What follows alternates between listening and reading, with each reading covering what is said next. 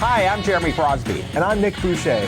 We're the hosts for the program that's all about your city, Talking Fitchburg. Every day, we pull together the news, events, and information you need to stay on top of what's happening in the city of Fitchburg. Find Talking Fitchburg on cable TV, Roku, Amazon Fire, Apple TV, and our live stream on the web. Plus, you can view all our headlines and stories on Facebook, YouTube, and our video on demand service. This is your city. Keep up with Talking Fitchburg and the issues that affect you and your neighbors. Want to know what's happening in your city? Get Notify Me messages from the City of Fitchburg.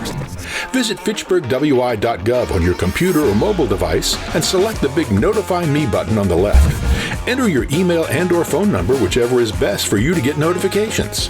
Scroll down the list and select all the topics you're interested in to receive email or text messages about. You'll be notified every time one of your topics is updated. Sign up for Notify Me, one more way to keep up with your Fitchburg government.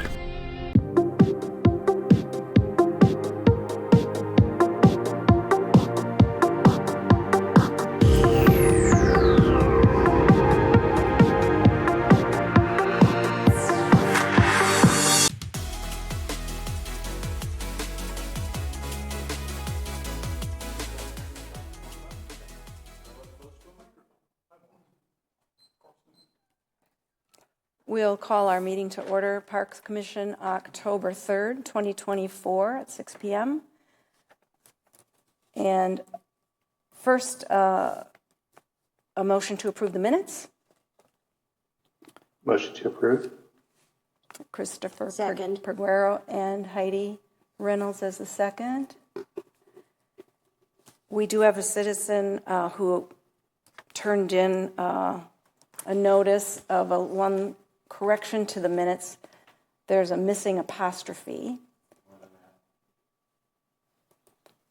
That's all I read on there. I gave it to Scott, grammar-wise. Would you like, is there anything you'd like to comment? I'm registered only. I just wrote the comment. Just read that and you'll see. The mayor's person phone number should be mayor's personal phone number. Oh, I see. So just an A and an L I gotta add, which I can do.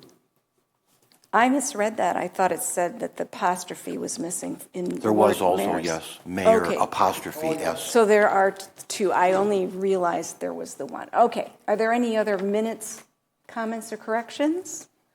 All right, those in favor of the minutes as corrected, say aye. Aye. Aye. Aye. None opposed, so the minutes are approved. Public appearances, non-agenda items. Patrick Cheney would like to comment. Go ahead. Yes, I had a speech worked out, which I have to change. Earlier this week, I saw that in McGaw Park, there was indications that the outfield fence on the west ball field was going to be replaced. And this is like the north field was done a few years ago. That ended up being a $20,000 project. And I had a speech written out there where I was going to offer to fix the fence for free. But today, the old fence is completely gone, taken down and gone, and the new fence is delivered and half of it is installed already, so I can't make that offer anymore. But I was concerned, and I thought the Park Commission should be concerned about this also, because it was expensive before and it led to a lot of unexpected things and everything. So far, it seems to be going better. But I guess I am just changing my speech now to comment on this ongoing halfway done project and just raise some different questions of, well, I didn't see this. It's not on this meeting's agenda. It's not on any previous one for this project. It's not on a CIP. So I'm wondering why this wasn't brought to the Park Commission, why it wasn't either a CIP or a communication item or brought to the Commission for approval or discussion in advance or so. It's just going ahead. And last time in the Northfield, it turned into quite expensive. And this is on taxpayer property tax dollars because this is maintenance, so it's not eligible for any developer dedication money. So I'm wondering, how much is this going to cost? Who's doing the work? And why it wasn't brought to the Park Commission? Okay, thank you, Patrick.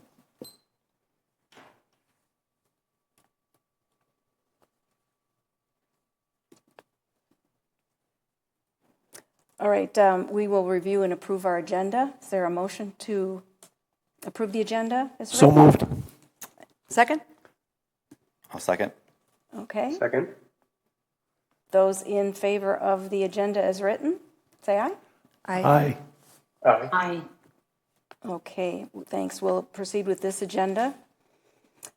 Item 5A is Resolution R-168-24, Approval of Stoner Prairie Park Plan Implementation. Is there a motion? I so move. Motion to approve. I'll second that. Okay. Scott, what would you like to tell us? Well, this is our Stoner Prairie Park Plan implementation. We did bid this project publicly. We did receive 3 bids.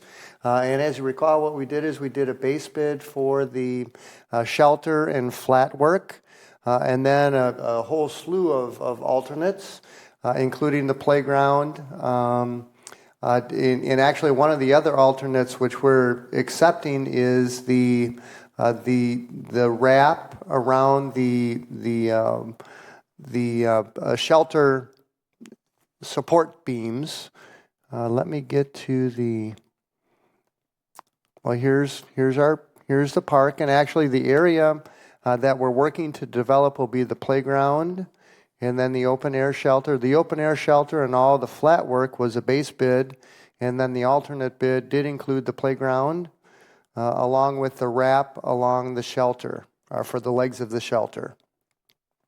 So we did receive three total bids, and actually the low bid did come from with the addition of the base bid, the alternate for the playground, the surfacing for the playground, and the column wraps. The low bid was from Parisi for $441, $465.50.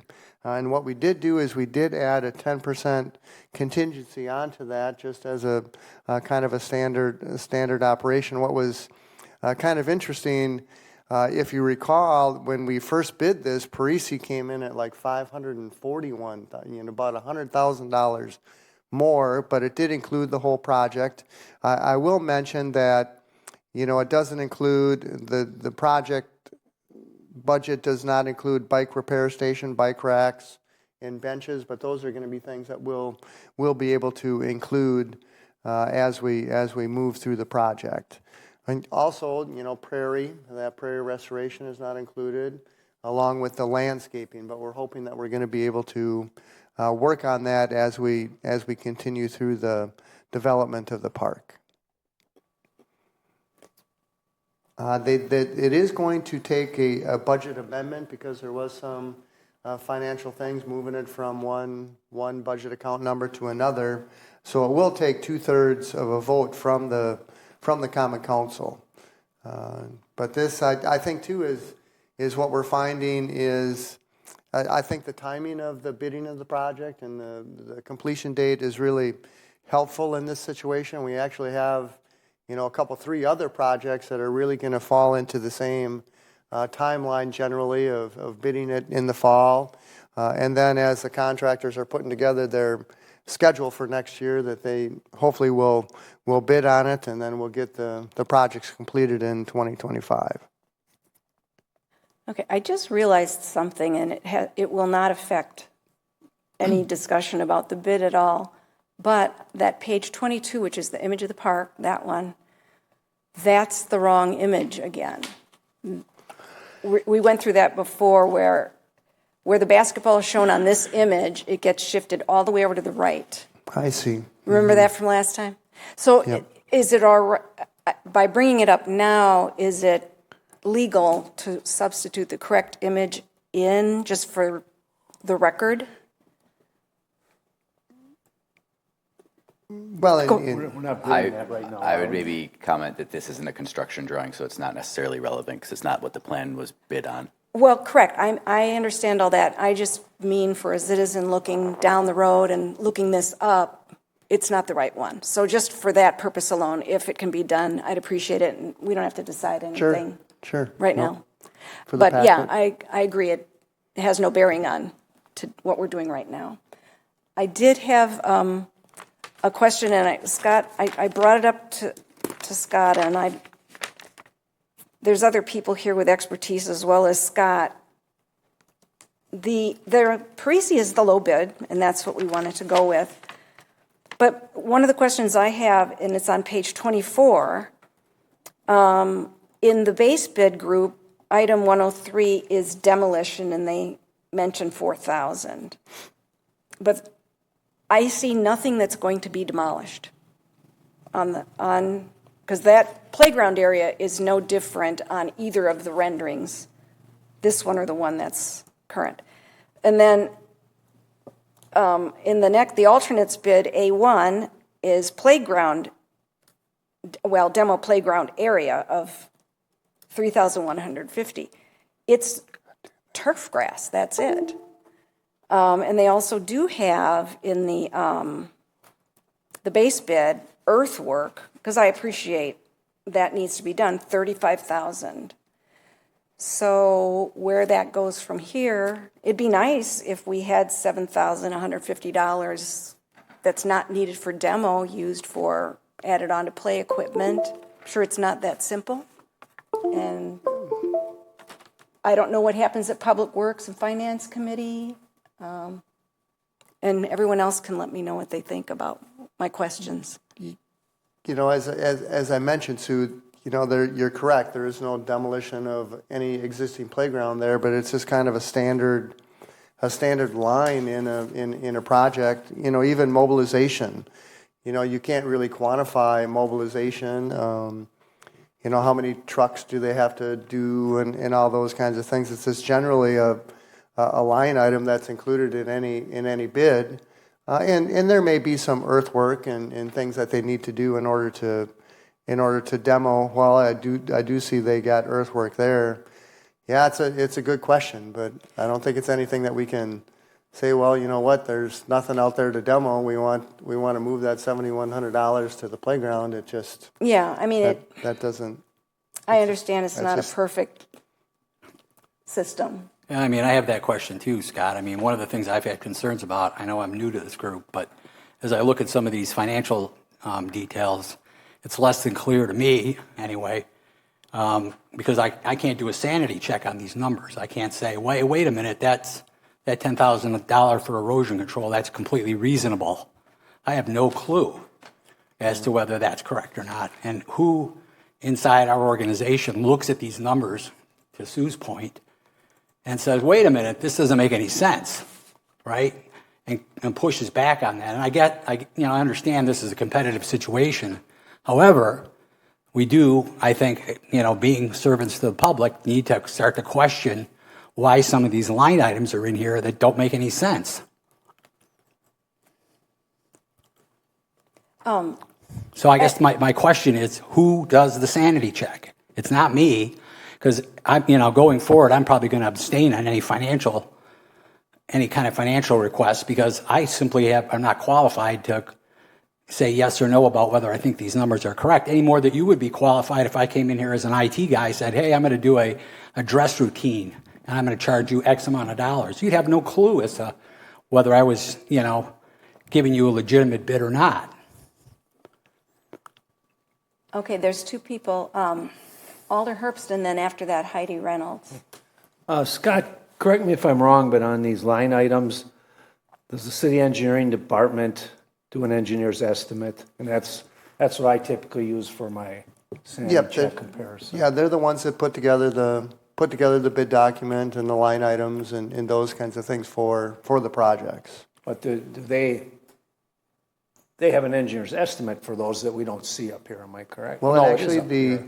engineering estimate is right here. I did include the EOR's engineering estimate for the project.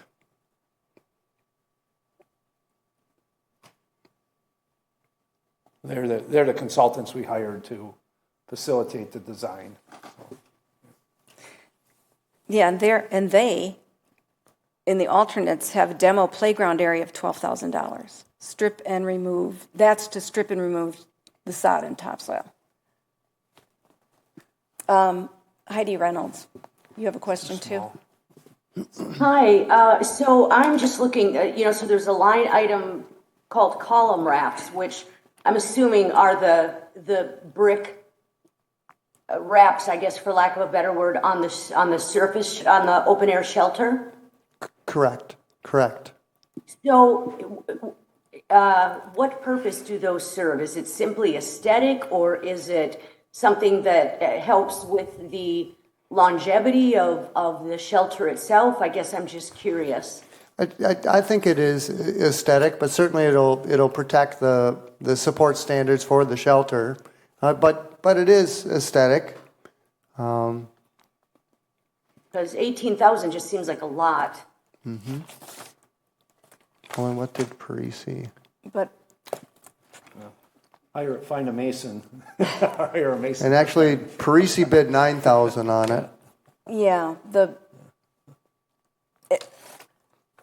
it'd be great to have an option of picking the best of every of the three and making our own, but go ahead, Chris.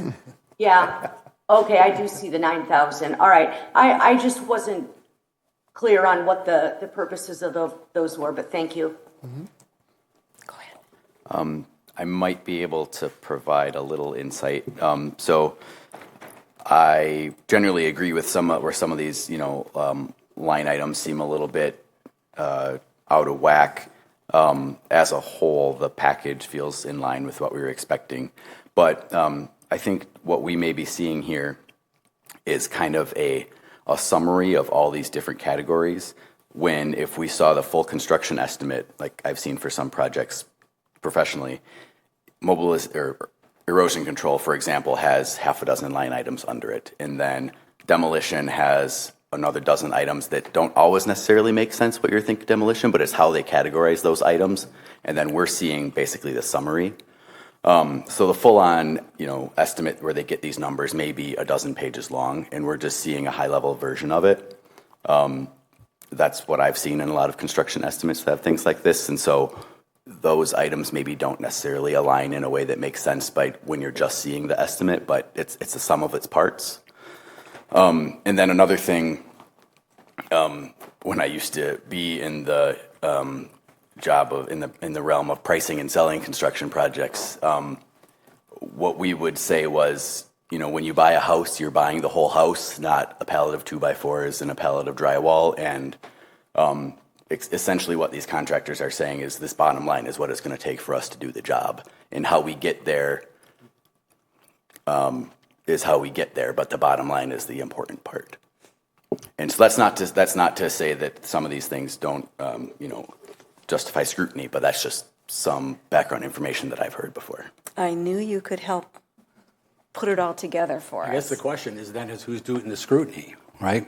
So who's looking at those numbers, regardless of whether there's a detail underneath the summary doc number that we get? Who's looking at those detailed line items and say, wait a minute, that looks good, or that's way out of line? Yeah, so where that would come in would be in the construction documents, which are then the contract documents, so the plans, the specifications, the things put together by the landscape architects and engineers. And so the contractor, the builder, once under contract with us as the client, is responsible for delivering the product as it was set forth in those construction documents. So that's where the scrutiny needs to come in, and it's really on the designer's part. So who is that in the city of Fitchburg who does that? Is it EOR then? Do they work with the... It's EOR. Combination of EOR and the city. And the city staff? And the city engineers,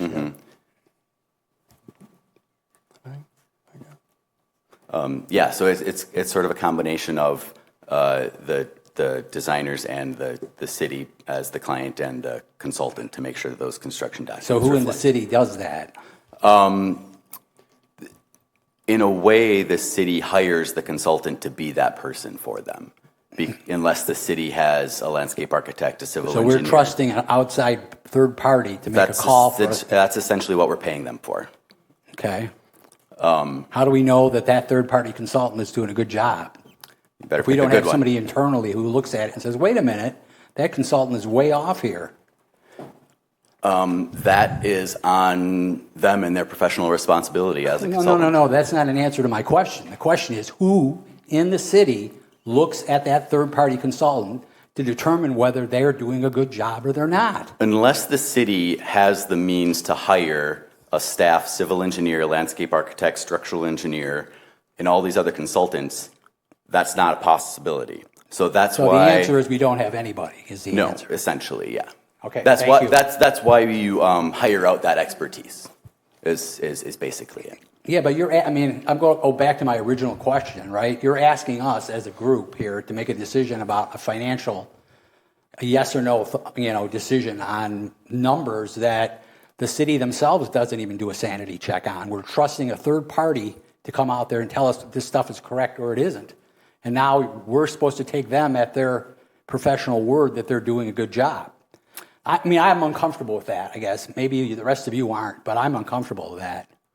Scott, what happens at Finance Committee? And Alder Herbst can tell us what happens at Public Works, because these go around. So Scott, what happens at Finance Committee? Finance basically make sure that we have the dollars to complete the construction of the project. So they look at the dollar piece of it to make sure we've got the funds. So it's really, they're looking at the bottom line dollars. Yep. And then what's been set aside to make sure it's Make it's a sure fit. that we've got the dollars to cover the cost of the project. And Alder Herbst at The Public Works. engineering department, our professional engineer staff would review these. The other thing I'd add, Sam, compare this to a road project or other things.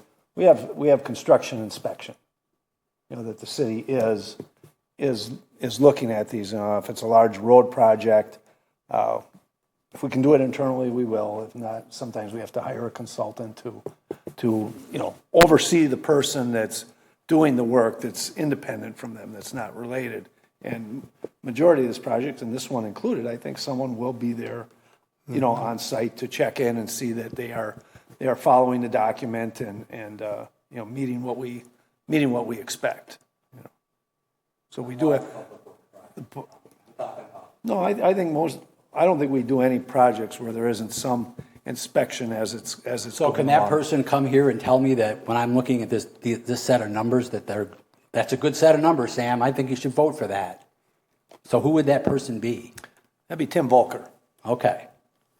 So if I have a question on this, I can go to Tim Volker and say, hey, Tim, I looked at this document. There's a whole bunch of numbers here. I have no clue what those numbers mean. Can you tell me?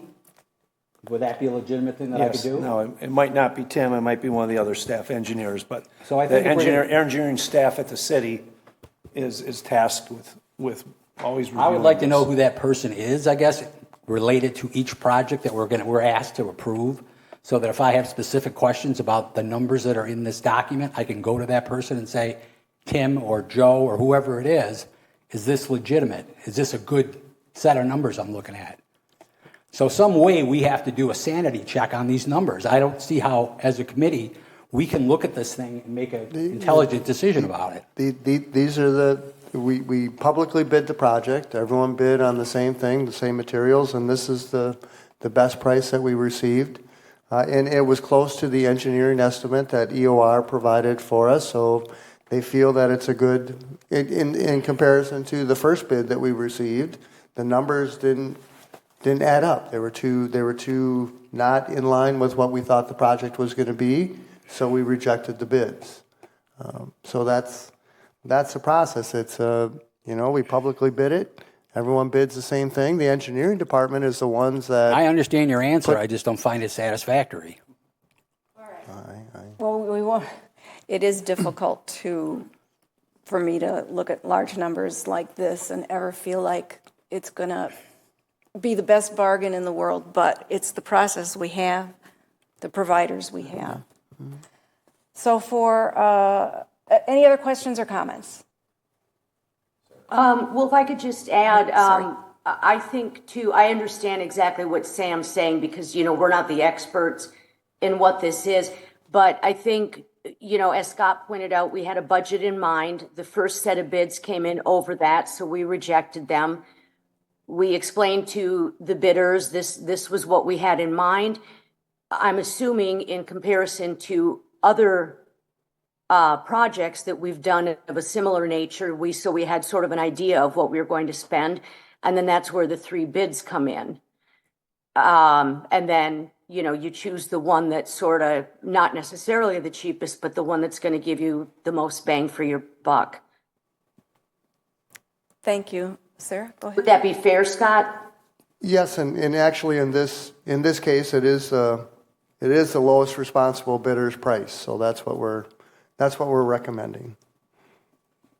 Go ahead, Sarah. I was just going to say that I appreciate Christopher's insight on just that. I think obviously hiring an expert, that's their job. I trust the professionals. I don't think it's economical for the city to hire experts for every single type of improvement we do, and we have to put our faith and trust into experts, and that's just part of business. And from my perspective, from a sanity check, that's why we get multiple quotes and have our engineer estimates as well, is that if something, exactly like to Scott's point, if something is an outlier, we can have our sanity check saying, let's rebid. I think that's why there's a process in place, and I don't have any concerns trusting experts because that's just unfortunately part of the process. I'm not going to carry it any further. I made my point. All right. Ready for a vote? Those in favor of this motion? There are 2 questions in that haven't been touched on. I can No. fill out a slip if you want. Go ahead. Okay. The number that one number that I'm wondering about there is the very top line under the column titles. Way over on the left, it says base bid. And then for Parisi, it just starts out with this $279,911.50. What goes into that before getting into mobilization and erosion control and demolition, blah, blah, all the way down? That's one question. What's the base bid based on? And then the other thing, on the one that apparently has been selected way down at the bottom there, base bid, playground, surfacing, column wrapped, but it leaves off curbing. Why is the curbing being left out? $16,000 by Parisi, which is lower than the others, item by item. I actually did some math this afternoon, and the 271,887 is items 1 through 7 added together. That's the total of those items. And then A2, A3, and A5 in the next section, and A1, A2, A3, and A5 make up the rest for the grand total that is being spent, as best I could tell. Yeah. In the middle, there's a 187,654. Well, right it- under 1, 2, 3, 4, 5, 6, 7. Items, Not the subtotal? base bid items 1 through 7 is that total 279,911. And then the alternate bids, A1 through A8, the total is at 187,654. So the total's at the top instead of at the bottom. Okay.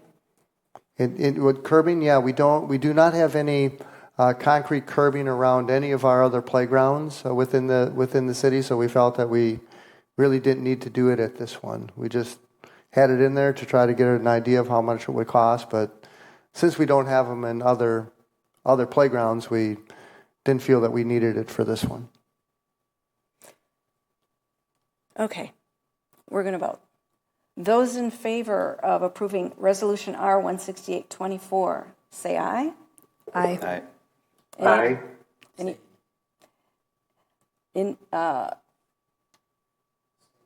You're going to abstain? Okay. Yes. Okay. So next is Resolution R-17124, approving Madison Gas and Electric Service estimate for the North Fish Hatchery Hub. Motion, please. I'll move approval. Motion. A second? Second. Christian?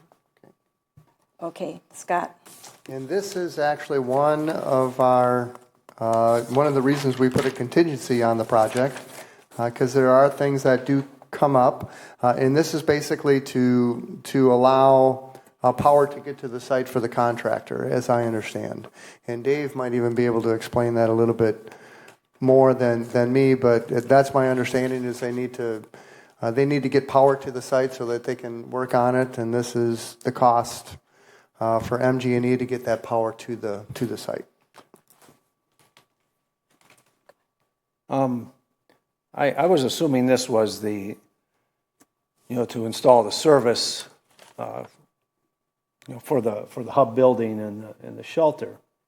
I'm saying this is just temporary construction power that we're paying $38,000 for.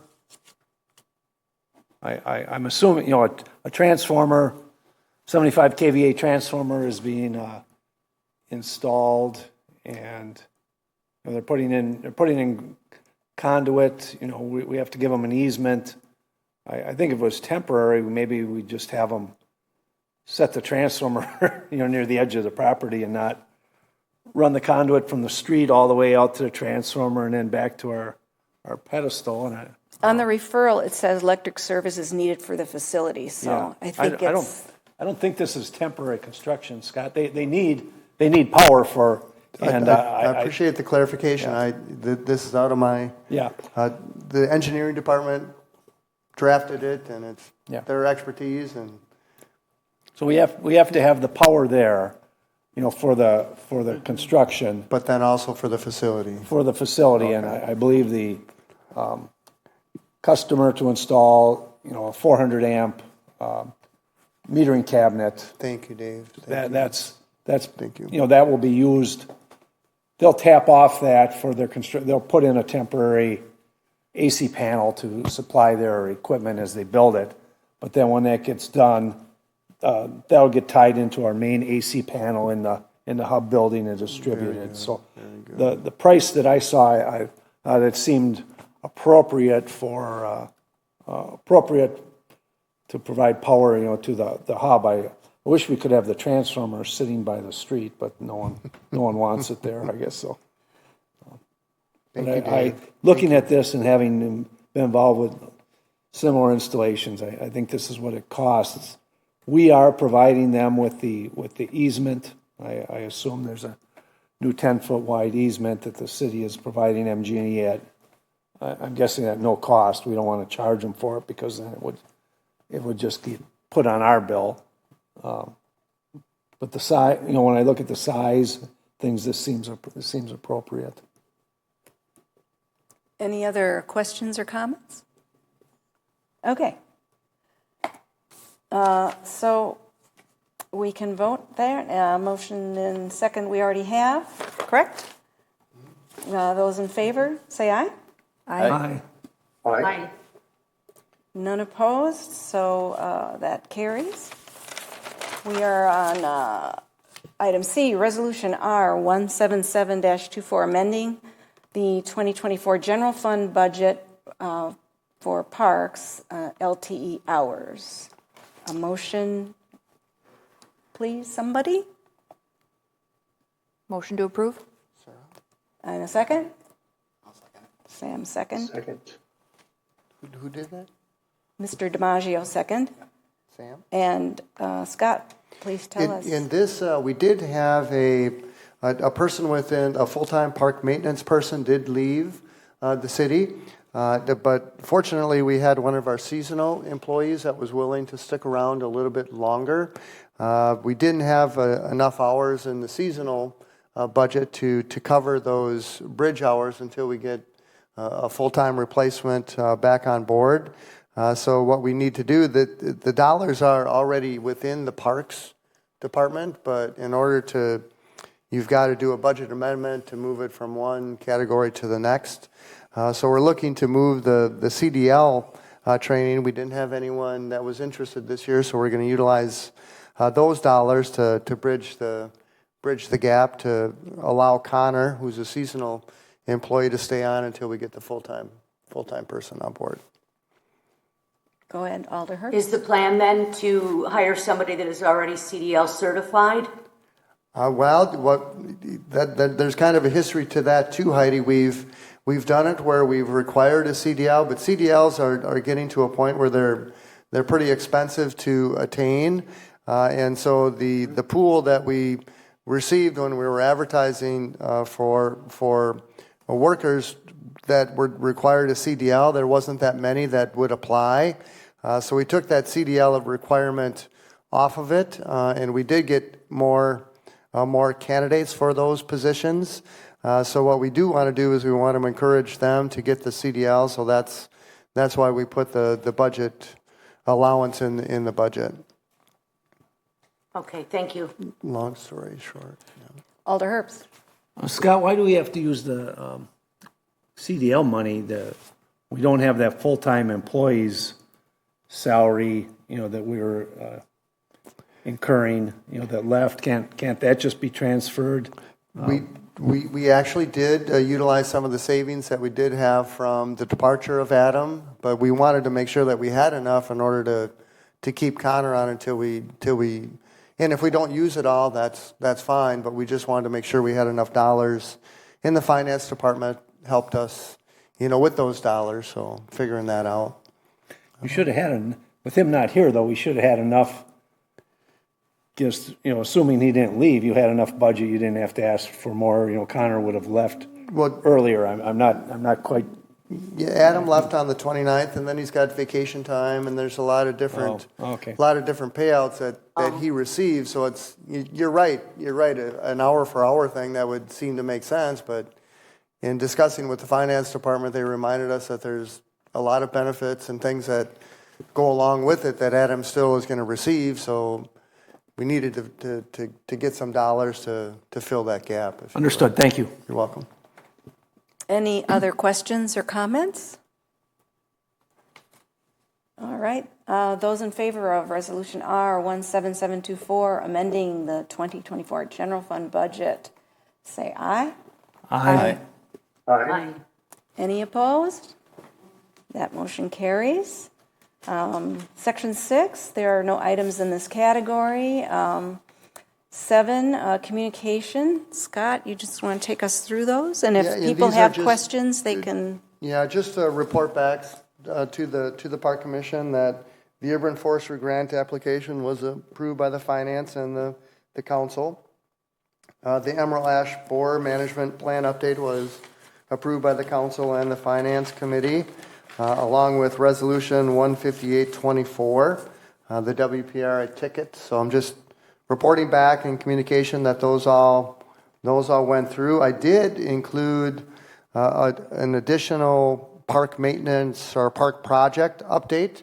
They seem to be pretty fluid, and actually there's some additions that I could include to this. That the drinking fountains, we're looking to have those installed by the end of the year. The gazebo painting that took place last week. So it's just kind of an update of all the park projects and what their current status is. So I think I could probably include this as we continue through. And what's kind of interesting too is it kind of gives a list of, there's a lot of activities and things that are going on. We can kind of roll through these. Well, the tennis courts, the hub it's being constructed. This is a new basketball court at Seminole Glen, and actually an update the guys did. There's a concrete foundation that they need to put in that the hoops are slide into, and they've got those foundations set. Here's Hillside Heights Playground, and then you can see in the background that's the blacktop for the new basketball court at Hillside Heights Park. Wildwood South Park was repaved, and here's a little segment from Mickelson Woods that was redone. The gazebos, like I say, are painted. Here's some additional path lighting at Hugo Jamestown. This is on the road side, and then this is on the other side, which is going to be some nice accent lighting in that park. Here, Sunnyside Park, we've got here's a solar light there, and then actually the solar light, and you can see right there that's a drinking fountain that was installed at Sunnyside. Here's a drinking fountain that was kind of an opportune. There was a person there with a dog, so I said, hey, go over there and take a drink. It didn't. The owner put a dog treat there, so we cheated a little bit. And then here's Hugo Jamestown drinking fountain along with the Belmar. That'll be installed by the end of the year. Here's kind of Southdale park plan update. And actually what I did do is I met with Rob from EOR, and he's going to give us a proposal to professionally help us put together documents to actually work on the front part of the park, of the project, and then maybe to sprinkle in some playground equipment, and then actually to do potentially some lighting up in the area along the path. So he'll give us a proposal on what it would cost. Back to your earlier point, Sam, that's where we hire a professional that helps us do that information. And this, this project. Before you finish, whatever you want to say about Southdale, I have a question or two. Sure. And this is really kind of the timing of we've got 4 projects. Well, 5 really. We got Stoner Prairie, which was kind of bid in the fall, be done in 2025. The Tower Hill Park shelter renovation, the same thing. The McKee siding, same thing. The pickleball courts at McGaw, same thing. And then this is going to be the same thing. It's really difficult with the capacity of the engineering department to do all of these projects from January 1 to December 31st. It just is too much of a push. So, and I think too, what we've discovered with the Stoner Prairie Park project, it seems to be more appealing to the bidders to bid it in the fall when they're beginning to start to put their next year's schedule together. So I think we're kind of hitting a good on that. I think it's clear that you guys have way too much work to do for what you're doing. I guess one of the things, now that we have this referendum going out here shortly with the mayor, why aren't we asking for more staff in parks? We have. We have, Sam. Is that in the referendum portion, I haven't or is seen that anything. in the budgets? Well, it's just generally that we've been advocating. The Park Commission has been advocating. We've been providing the information, and it's been rejected. Is that what you're telling me? Or pardon me? It's been rejected by City Council. Well, I think I don't know if it's been rejected, Sam. I think at the end of the day, there's priorities. There's only so many dollars to go around, and the council is in a tough spot, and the mayor's in a tough spot, and they have to prioritize things. And I think, as the Park Commission and as the Parks Director, I'm going to continue to advocate and show people what we're doing, and we're getting a lot done. Say nothing about forestry and management plans and tree inventories and planting trees and in the recreational staff and park maintenance. We couldn't do better than what we're able to accomplish within a season. So I'm pretty proud of that. And I mean, you guys have done some great things, but I'll disagree that there's plenty more to do. Oh, amen, Sam. Yeah, amen. and so No doubt. Yeah, no I mean, doubt. there's no question that at But some we're not point the somebody only- at the City Council, we need to sit down and understand. But given you the have number to of parks we have and the number of public land area we've had, you've got one direct report. That you've got one person, and then the other direct report goes from the Assistant Public Works Director to the other people, right? So you essentially have one direct report to you, and then the Public Works Director has one direct report that he has. Is that correct? If you look at your org chart, that's what I see. I've got two direct. Well, you've got an intern. No, I've got the city forester and then the recreation director. I didn't see that in your budget document. Well, that's a little bit more detailed. I appreciate the question, but I don't think we can cover it right here, right now. So I didn't. I was just asking him why he hadn't done it, or it sounds like he has, and it just got rejected. But before you move beyond Southdale, I have... Yes. Now, that's the drawing that EOR came up with originally when you worked with them. Right. And then that came to this group, and there were comments. I know I had several, and others may have had them. Before EOR does any more, are we going to find out about what our concerns were, whether those are going to be incorporated into the next step. Why not? We can certainly do that. Yeah. Sue. We can certainly do that. Yeah, we should go through that list, and maybe there'll be other ideas people would like to pass along before more is spent with EOR. Right. Okay, thank you. That was my question. Okay, we good with that one? Yes, thank you. And then the egg park, that's still in the hopper. Western Hills Playground. Well, that's not Western Hills.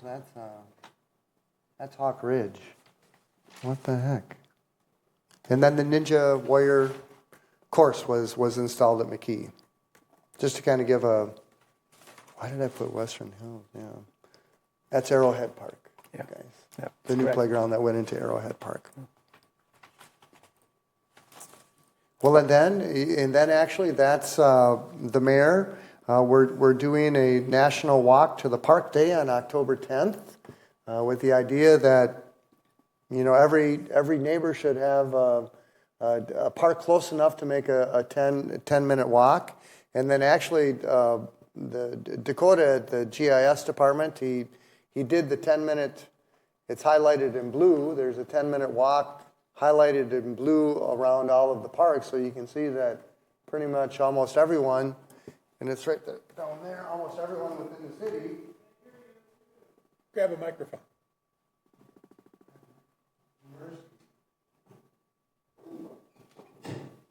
Flip it on.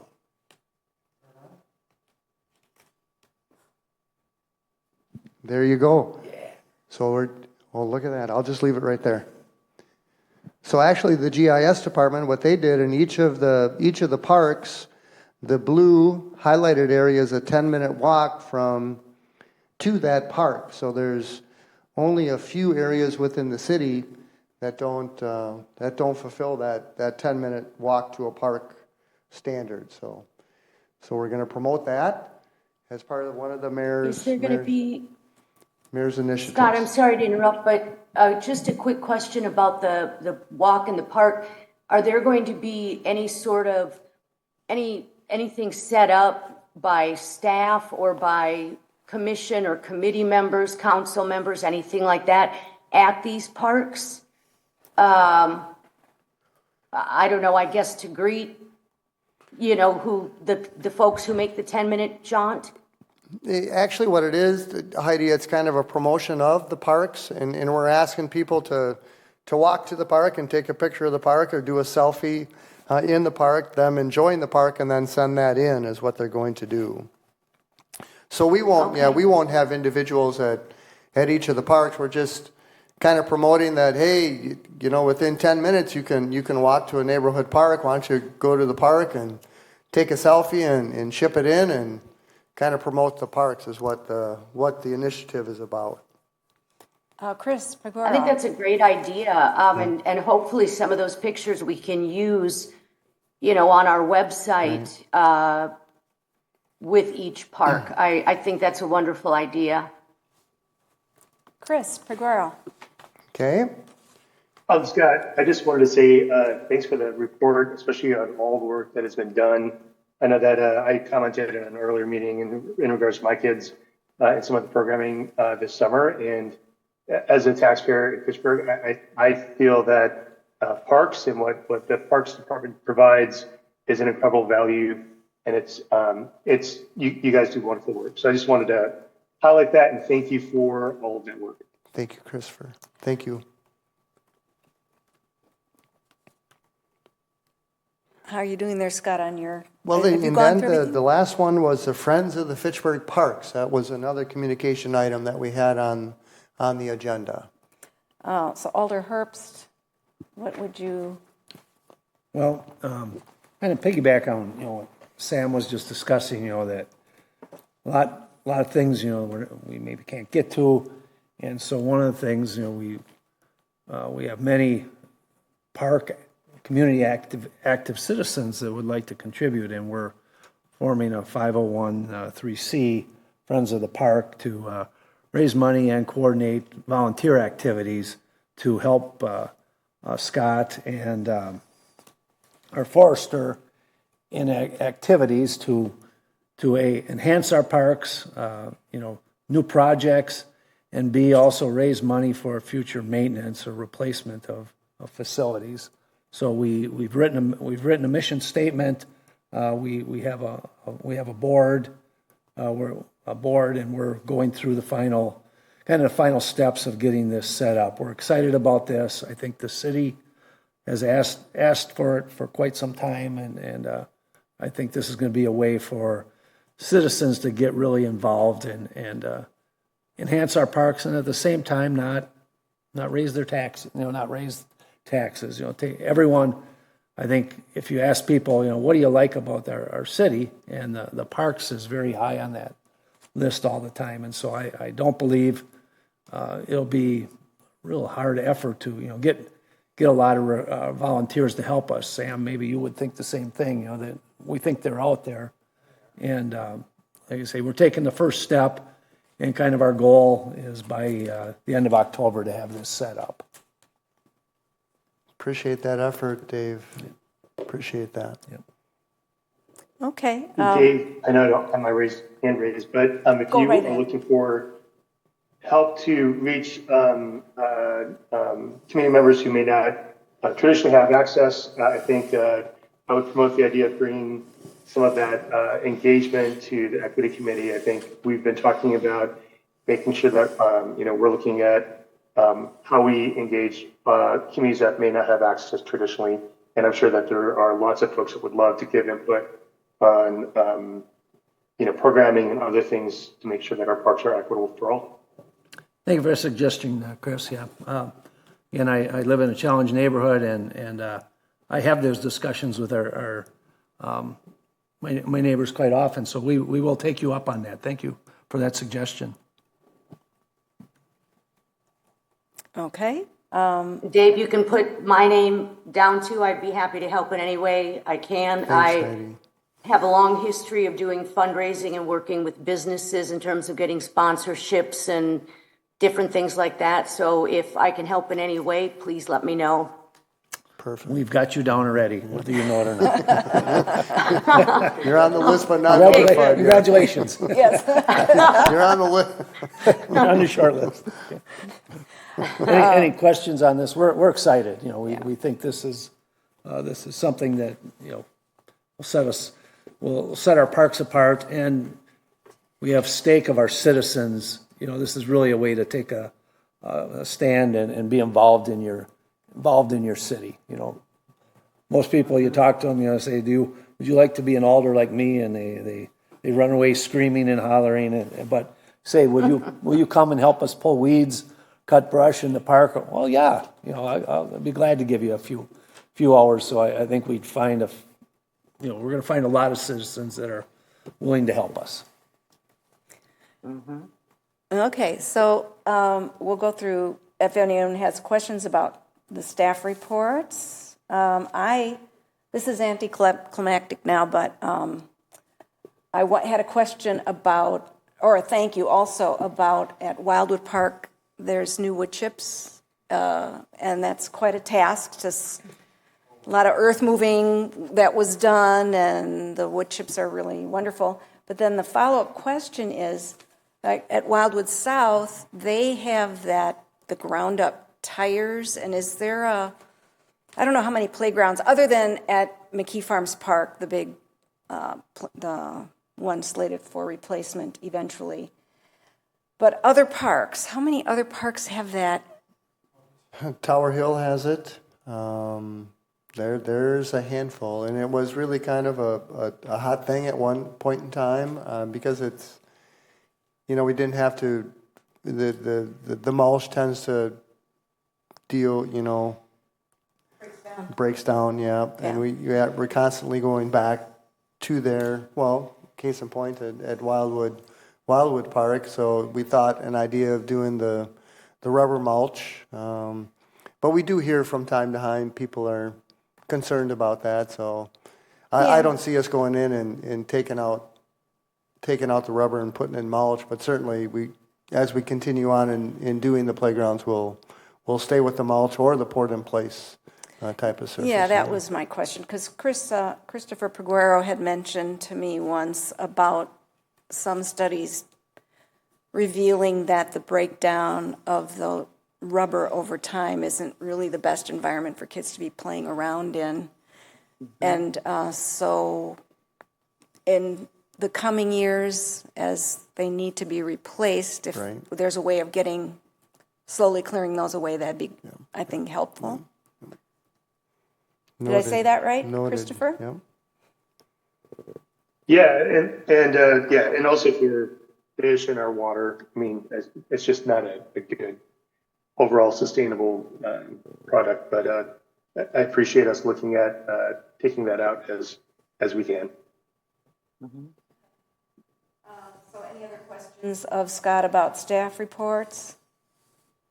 Future agenda items? Anybody?